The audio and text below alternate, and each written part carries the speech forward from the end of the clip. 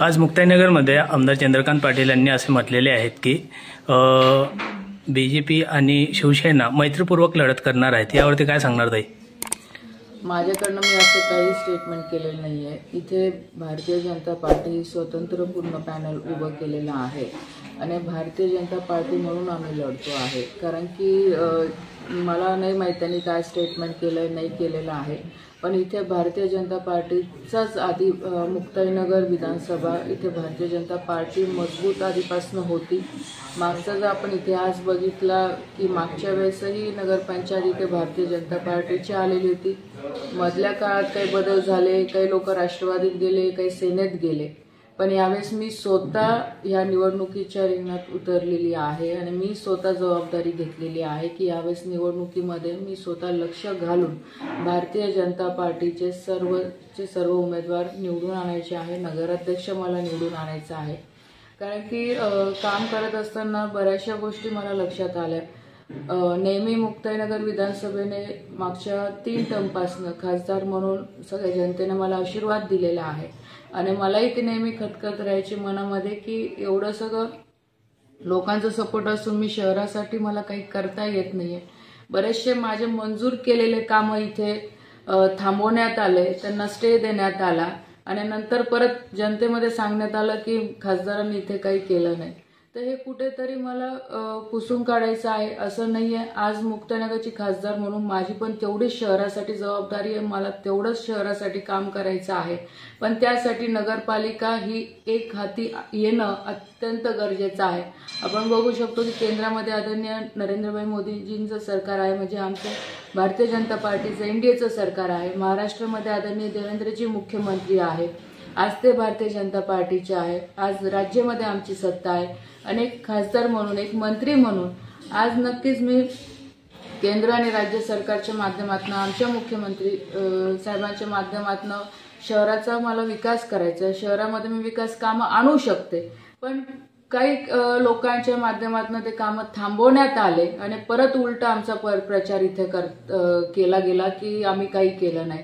तर म्हणून मी यावेळेस निवडणुकीत समोरासमोर आलेली आहे आणि मी स्वतः जातीने लक्ष घालून मी जनतेमध्ये जाणार आहे आणि जनतेला विनंती करणार आहे की एवढे वर्ष मला आशीर्वाद देऊन तुम्ही खासदार बनवलं, पण माझ्यावर ह्या नगर परिषदसाठी परत एक वेळा विश्वास ठेवून ही एक हाती सत्ता जनतेने द्यावी. भारतीय जनता पार्टीचा नगराध्यक्ष इथे निवडून आणा, भारतीय जनता पार्टीचे सदस्य इथे निवडून आणा की जेणेकरून मी इथे शहरासाठी विकासाचे कामं करू शकते.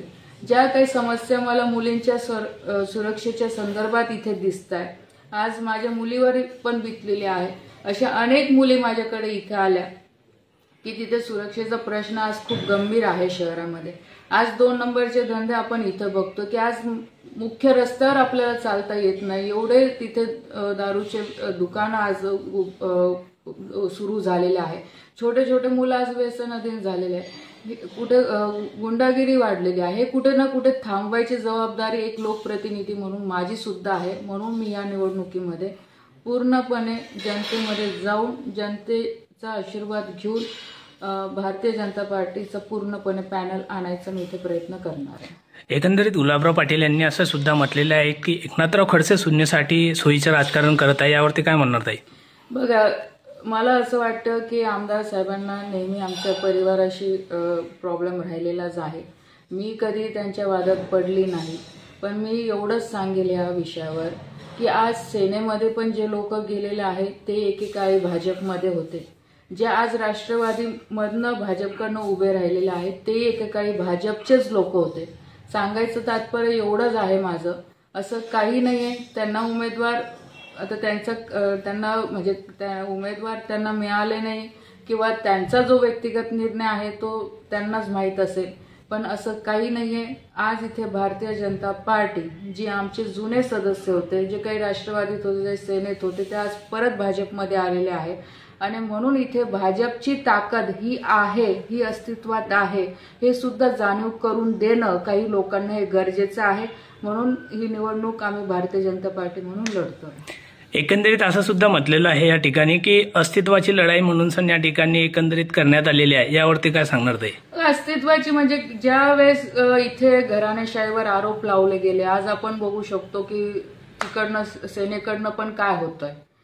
आणि अस्तित्वाची लढाई याच्यासाठी ही आहे की आज इथे भारतीय जनता पार्टीने आज एवढा सपोर्ट नक्कीच सेनेच्या लोकांना निवडून आणण्यासाठी पण केला. पण जेव्हा भारतीय जनता पार्टीला काही द्यायची वेळ येते किंवा आम्ही तर युतीसाठी पण आम्ही पण तयार होतो, पण जेव्हा आम्ही जास्त जागा मागितलं तेव्हा आम्हाला नकार देण्यात आला की इथे भारतीय जनता पार्टीचं काही नाही. पण असं नाहीये. भारतीय जनता पार्टीची ताकद ही पूर्वीपासून आहे, आजही आहे. आणि अस्तित्वाची लढाईपेक्षा मी असं म्हणेल की इथे आम्हाला विकास करायचा आहे. जसं मी आधी पण सांगितलं की आज मी ह्या गावाची या तालुक्याची रहिवासी आहे आणि मला पण वाटतं की मी माझ्या तालुक्याला किंवा शहराला पुढे घेऊन गेलं पाहिजे, विकासामध्ये पुढे घेऊन गेलं पाहिजे. कारण की जेव्हा मी शहरात फिरते अशा बऱ्याचशा अडचणी मला इथे दिसतात, ज्या माझी इच्छा असूनही मी आतापर्यंत करू शकत नव्हते. जसं मी आधी पण बोलली की इथे मंजूर केलेल्या कामांना इथे थांबवण्यात आलं काही ना काही कारण देऊन, पण ते कुठे ना कुठे आता मला हे थांबवायचं आहे. मी स्वतंत्र आहे, मी माझे स्वतंत्र निर्णय घेऊ शकते आणि त्यामुळे मी माझा स्वतंत्र निर्णय घेतलेला आहे की मला भारतीय जनता पार्टी म्हणून इथे समोर जायचं आहे, निवडून आणायचं आहे आणि या शहराचा मला विकास करायचा आहे. कारण की ती माझी जबाबदारी आहे, कारण लोकांनी मला खासदार म्हणून निवडून दिलेलं आहे आणि तेवढ्याच जबाबदारीने मला माझे नगरसेवक नगराध्यक्ष सुद्धा निवडून आणायचं आहे की जेणेकरून भविष्यामध्ये आमचे मंजूर केलेले कामं कोणी थांबवणार नाही, या शहराचा कोणी विकास थांबवणार नाही आणि त्याला वेगळं काहीतरी राजकीय किंवा कोणाच्या नावाखाली त्याला वळण देऊन लोकांची दिशाभूल करणार नाही. धन्यवाद.